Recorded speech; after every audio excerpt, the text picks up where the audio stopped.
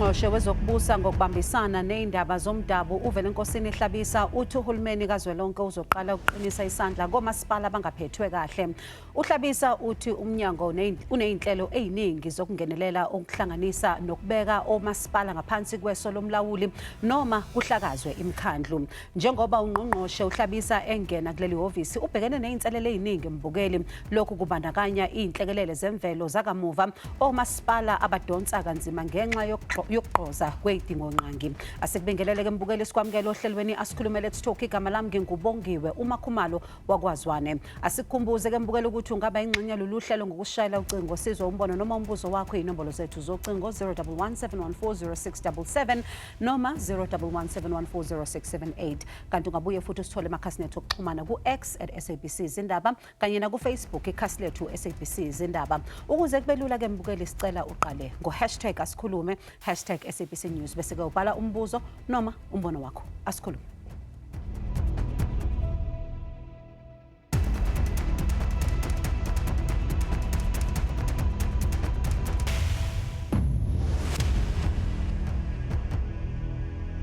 Mbukeli, umbiko i-State of Local Government Report 2022-23 udwebe isithombe esingagculisi malungana nokunyuka kwesibalo somasipala abangasebenzi kahle sisuka ema-68 siya kuma-66. Lokhu ke kuqhamisa inselelo eziqhubekayo ekuphathweni kohulumeni basekhaya kanye nokuhlinzekwa kwezidingo nqangi emphakathini. Ukuze ke sidingide kabanzi ngalolu daba njengamanje samukela ungqongqoshe wezokubusa ngokubambisana kanye nezindaba zomdabu uVelenkosini Hlabisa. Asikubonge ngqongqoshe sikwamukela ohlelweni. Elele dadwethu ubongiwe nakubo bonke ababukeli nabalandeli bohlelo uasikhulume ku-SABC. Siyabonga. Ngqongqoshe, uqala kanjani ukuthi usimamise ohulumeni basekhaya njengoba sibona inkinga ezibhekene nazo ezibhekene nabo labo masipala zingaka nje?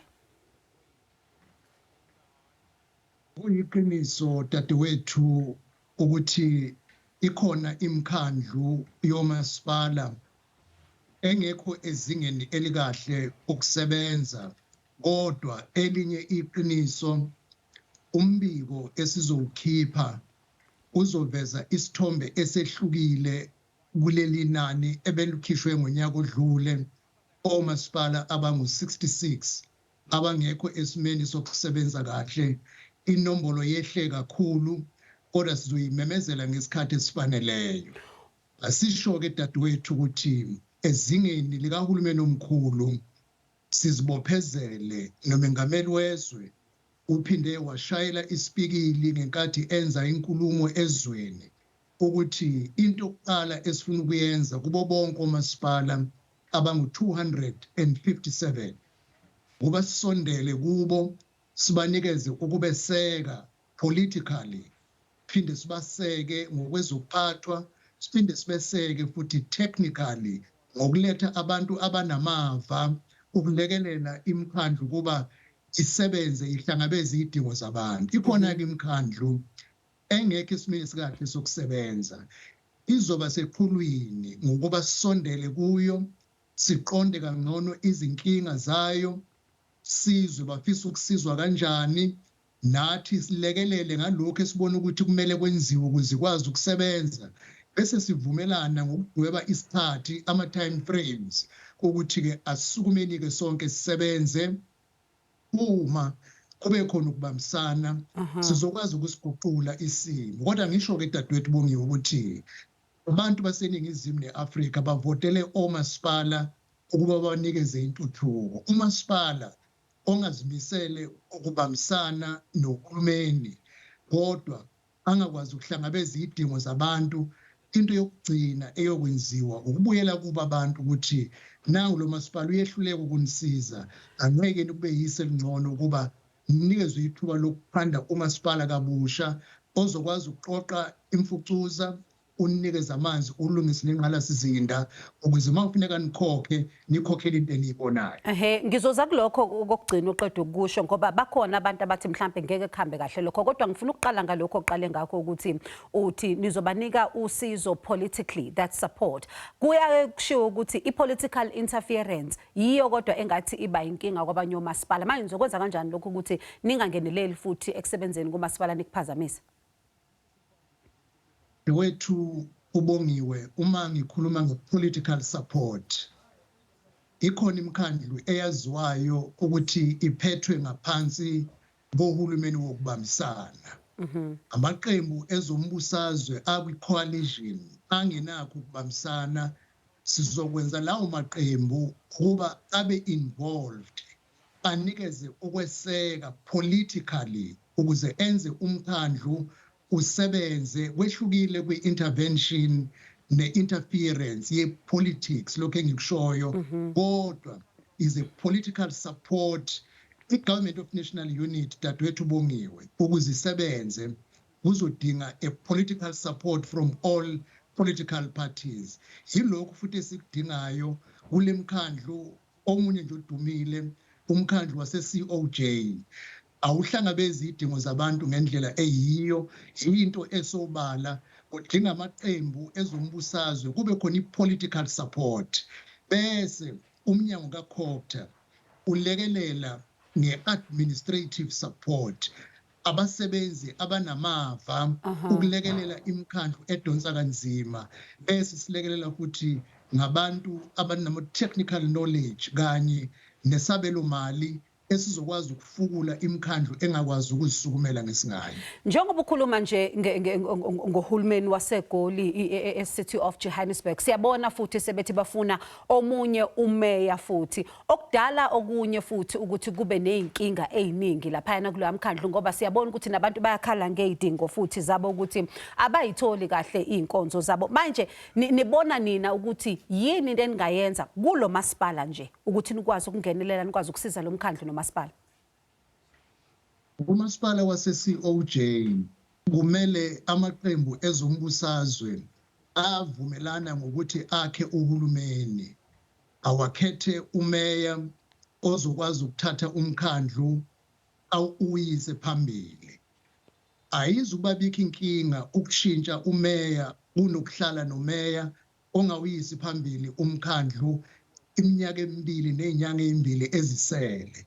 Kodwa kufuneka kube khona uguquko oluzokwenza abantu base-COJ nakweminye imikhandlu engenzi kahle ngoba dadewethu Bongiwe khona abantu abathi akuzukusiza uma senikwenze konke kodwa nithola ukuthi umkhandlu awufuni ukukooperate.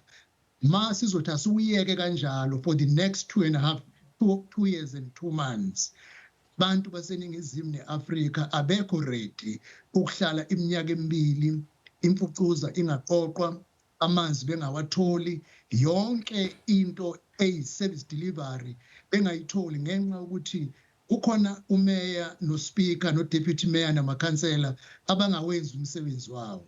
Umbuzo nje olula dadewethu Bongiwe, yini isidingo sokuba nomeya noDeputy Mayor noSpeaker namakhansela abangafuni ukwenza umsebenzi wawo bethi benikwa lonke usizo bengafuni ukukooperate?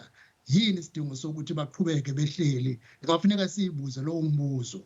Ikhona nabantu baseningizimu abakufunayo kulowo masipala, impendulo izothi akusikho abakufunayo, bafuna uhulumeni ozobasebenzela. Manje ke uma ubheka kwesinye isikhathi kuyaye kuthiwe izisebenzi zikamasipala hayi zonke kodwa ezinye ayifuni ukusebenza. Yiba abanye abantu mhlawumbe benza ukuthi kube nzima ukuthi izidingo ayifinyelele ebantwini. Manje mangabe kuqalwa phansi futhi kukhethwa kabusha kube nokhetho ukuthi abantu benze owabo uhulumeni benze futhi omunye umkhandlu. Baye abantu bathi akuzukusiza lokho ngoba labantu abangafuni ukusebenza usenabo ngaphakathi kuhulumeni. Nikwenza njani lokho? Wethu ubongiwe ukuze umkhandlu ukwazi ukuhlangabeza izidingo zabantu kufuneka kulunge ikhanda lomkhandlu okumeya womkhandlu namakhansela ahola umkhandlu kube yibona abakhomba indlela. Hayi mina sengibe neminyaka dadewethu engamashumi 24 ngilikhansela. Akuvamile omasipala abehluleka ukwenza idingo zabantu ku-right political leadership bese kuthiwa inkinga ukuthi abasebenzi abafuni ukwenza umsebenzi. Angithi umsebenzi bayengafuni ukwenza umsebenzi, uyambuza ukuthi yini ebangela ukuthi uqhubeke nokuqashwa la uma ungawenza umsebenzi owuqashela. Angithi yabona ke dadewethu Bongiwe, uma abasebenzi kuzothiwa uma uqashiwe wenza umsebenzi wakho, uma umeya wenza umsebenzi wakho. Awukho umasipala ozolala ngesisu ungasebenzi, kodwa umasipala ulala ngesisu ngoba politically, ngoba abasebenzi abakwazi ukuxosha umeya uma engasebenzi, kodwa umeya nomkhandlu uma umanager engawenzi umsebenzi wakhe no director bayababuza ukuthi yini isidingo sokuba seniholele nithole ibonus kodwa ningawenzi umsebenzi wenu. Impendulo iba ukuthi asikho isidingo senu kulomkhandlu, then you must go. Mbukeli sisathi qhu eyitolo, siyabuya khona manje nesihambele sethu, unganyakazi.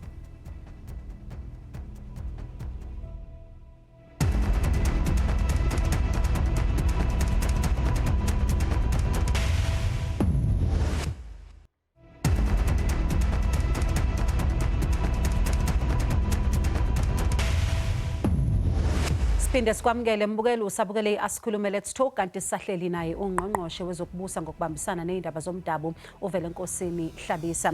Asiqhubeke ngqongqoshe ngoba uma ukhuluma ngamakhansela iSALGA ithi 62% of councillors had been unable to use basic computers to enable the passing of crucial municipal budgets. The presidency also indicating ukuthi around 53% of senior municipal managers meet the minimum competency levels. Lokhu kuba enye futhi into ekhathaza abantu abaningi kakhulu ngoba uma unamakhansela angakwazi ukuthi afunde lokhu okubhaliwe phambi kwakho, unamakhansela angakwazi ukuthi asebenzise ikhompyutha, lokho futhi kuba namthelela muni. Dadewethu Bongiwe, ngeke ngiwuphikise lo mbiko osho lokho, kodwa izinga lamakhansela lingcono kakhulu ngo-2024 uma uqhathanisa no-1995, 1996. Sinamakhansela anolwazi olunzulu asebenza isikhathi eside esebenza emkhandlweni. Uma ungaya kule mkhandlu ebizwa ngokuthi i-dysfunctional, elele ngesisu, hayi ngoba kungamakhansela okuthiwa akakwazi ukufunda ama-agenda, kodwa isikhathi esiningi kuba ngamakhansela okuthi uma kufanele aye emhlanganweni angayi. Uma efikile emhlanganweni bathathe isinqumo esi-wrong, ukuthi kufuneka beqashe umuntu obe unumber 1 kwi-interview, bethi bafuna unumber 5 ngoba umngani wabo ozobalekelela ukwenza lo abafuna ukwenza besebenzisa izimali zomkhandlu ngokungesiyo. Hayi ngoba basuke bengakwazi ukufunda, basuke bazi kahle ukuthi benzani. Kunemikhandlu eminingi dadewethu esebenza kahle, enikeza abantu intuthuko nabantu abathokozile ngayo, enamakhansela angenayo imfundo etheni. Nokho ke sizokukhuthaza ukuthi imiphakathi ngoba yiyo ekhethayo, uma ikhetha amakhansela sibheke phambili, abaqikelele ukuthi bakhetha abantu abasesimweni sokuthi bakwazi ukuqonda bafunde yonke imiqulu elawula uhulumeni. Kodwa isikhathi esiningi akusikho okwenza imikhandlu kuba kube nemfucuza. Ungaya emadolobheni dadewethu Bongiwe amakhulu, amakhansela khona onke akhuluma isingisi, kodwa intuthuko nomasipala ulele phansi ngesisu. So ke it does not necessarily translate ukuthi abakwazi ukufunda, kungaba nje i-willingness to do the right thing engekho. Ilokhu ke esikhuthaza amakhansela ethu ukuthi yonke imikhandlu kulesi sikhathi esingene kuso kumele isebenzele abantu bakithi, kumele benze idingo, ngoba uma bengakwenzi lokho umbuzo ngokuthi yini ube nomkhandlu onganisizi ngalutho.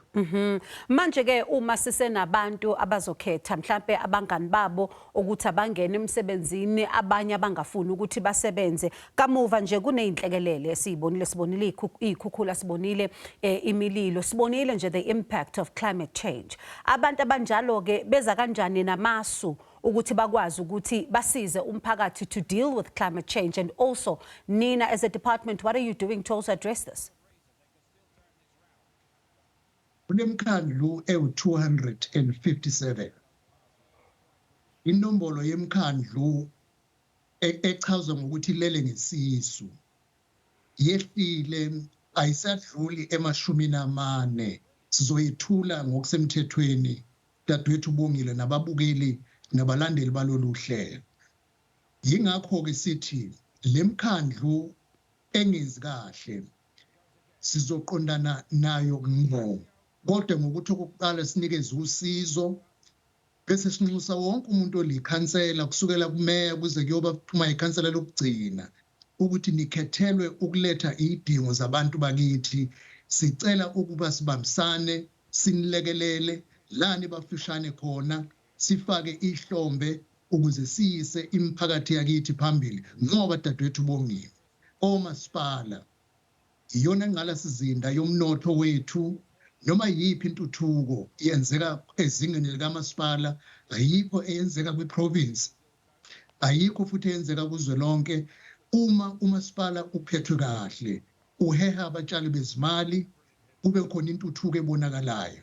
Uma wehluleka unqinda intuthuko abantu besale bencinta isithupha. Odabeni kwelenhlekelele dadewethu omasipala bonke sibakhuthaza ukuthi njengoba sizoya kwisabelo mali esisha kuzomela wonke umasipala abe nokuzihlinzeka ukuba kube nohlelo lokuhlinzeka inhlekelele ezingeni lethu nathi kuhulumeni omkhulu.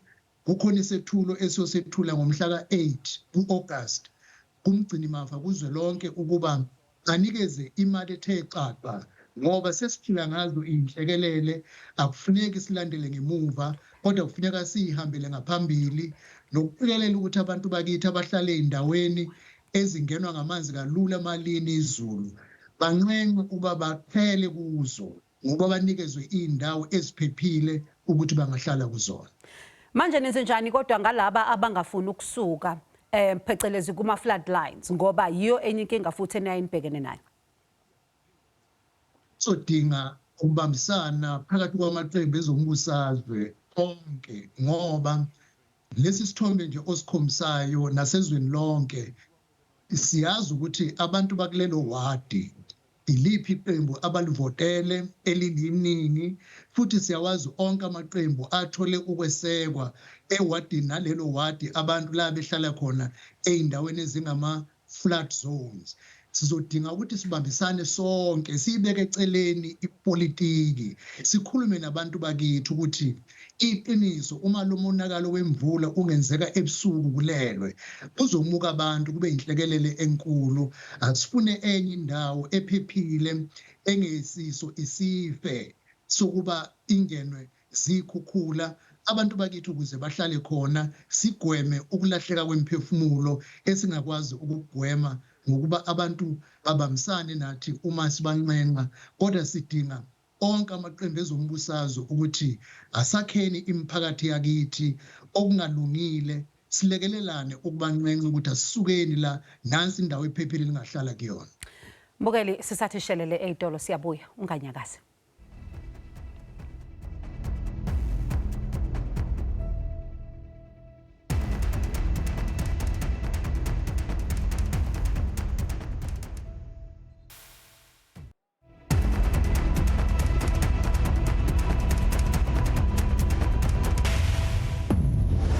Mbukeli sesiphetha nje ake sibone ukuthi nithini ku Facebook sizwe ukuthi mhlambe yini nina eniyibona komasipala. Ngizoqala ngomthokozisi uthi eParliament kuyefana naseplazini uqashelwa into okwazi ukuyenza nje akubalekile ukuthi unane esandleni mawukwazi ukuhlanganisa amanga unikeza abantu ithemba noma wena ungenalo utoyize kakhulu uhambe phambili kuma rally bese uthi ukuboshwa nje kancane you qualify for the job. Unselelo uthi amakhansela awakhethwe ngokwethenjwa kuhlanganisa nemfundo phakathi asikwazi ukuswela idingo njengomphakathi ngento elula kangaka. uDJ Asiye uthi angithi bafakana ngobungani ngake ngaya komunye umasipala ikhansela kwaphoqeka ukuthi silinde umuntu osuka kwenye idepartment ozongenzela leyo letter ayitype the way ifuneka ngakhona. Umthoko uthi semele uhulumeni abe nemigomo ethize uma uzongenela esobukhansela okungcono kube nesitifiketi esithile oqala usenze before uzokhansela ubukhansela. Mbukeleke siqhubeke futhi nengxoxo yethu noNgqongqoshe uHlabisa kepha njengoba sesibonile ukuthi nithini einkundleni zethu zokuxhumana ake sizwe ukuthi yena uthini nje ngalokho. Ngqongqoshe uyabezwa abantu bathi ake kube khona isitifiketi ikhansela eliba naso. Abanye bathi kuke kwesinye isikhathi njengoba usuchazile nje ukuthi abanye bathi mhlawumbe umuntu akazofaka umngani wakhe emsebenzini kodwa abanye bathi uma ubuka naseParliament inkinga ikhona lapho ngoba abanye abaya khona akusabantu abawukuthi bakhuluma iqiniso bazoletha idingo ebantwini. Kuningi okusamele kwenzeke. Angazi wena uma ubhekile noma ulalela futhi ababukeli namhlanje uthi yini ama future plans ngakho konke lokho esebekhulume ngakho. Yavumelana dadwethu Bongiwe nabalaleli abathi kumele amakhansela lube khona ulwazi lokuqeqesheka nolwemfundo olusezingeni elithile umuntu okumele abe nalo ukuze akwazi ukufunda imiqingo aqonde nokuthi yisiphi isinqumo esifanele ukuba asenze. Kodwa ke umthwalo omkhulu ulele kubavoti. Yibo abantu baseningizimu neAfrika okufuneka balibuke ikhansela bazolivotela, balibuke ukuthi likhuluma amanga yini noma likhuluma into elinomlando ukuthi liyakwazi ukuyenza. Balibuke futhi ukuthi lisesimweni yini sokwazi ukufunda imiqingo lithathe izinqumo ezifaneleyo. Uma bengaqinisekisa lokho sizophuma kule nkinga engahle ibonakala ukuthi iyimbangela. Ngiyafisa kodwa ukusho ukuthi umthwalo omkhulu njengoba sekusele iminyaka emibili nezinyanga ezimbili usemahlombe kameya, sekela meya nosomlomo namakhansela omkhaya. Wonke amakhansela ayawazi umsebenzi okumele ukuthi awenze. Njengomnyango sizimisele ukwasekela, sizimisele futhi njengoba nomengameli wezishilo ukuthi kuzoba nesibonelelo nasendleleni yokunikezelwa imali ngoba eminye imikhandlu isemakhaya ayikwazi ukuziqoqela imali njengemikhandlu emikhulu esemadolobheni. Luzoba khona uhlelo lokungenelela kodwa udinga abantu abasebenzayo. Uma abantu belele ngesisu beyihlalela emakhaya bengayi ukubheka izidingo zomphakathi bengarespondi timelessly kuzofana dadwethu asisubabika isidingo sokuthi ube nomengameli wezwe ube noNgqongqoshe kaCopter ongabonakali kuneyinhlekelele akaveli ngisho nakweyodwa indawo kunezicelo ekhona amagrant akakwazi ukuwaveza asiza abantu. Umbuzo uthi yini isidingo sakhe impela izothi asikho. Amakhansela ke umyalezo wethu uthi asenze imikhandlu isebenze. Ukuze imikhandlu isebenze idinga ubuholi bamakhansela okusukumile. Sizokweseka thina kodwa kumele kusukume abasebenzi hayi ngumfakazi. Uma bethole umeya nomkhandlu basukumile balandela ikhanda lomkhandlu yonke imikhandlu yakithi izokwazi ukusebenza. Uma singathi asivuli isehluko esisha akufanele abantu bakithi bethi bevotile ifikile imali esuka kuhulumeni omkhulu komasipala kodwa ingakwazi ukwenzeka intuthu akufanele. Ngqongqoshe sesiphetha nje kuyathanda ukuthi kukhulumeke ngabantu ukuthi abantu abake babambe abantu mhlambe amakhansela abo bahold accountable konke lokho kodwa umuntu uyake athi abangilaleli angazi ukuthi ngenze njani uma ngabe ikhansela lami lingangilaleli.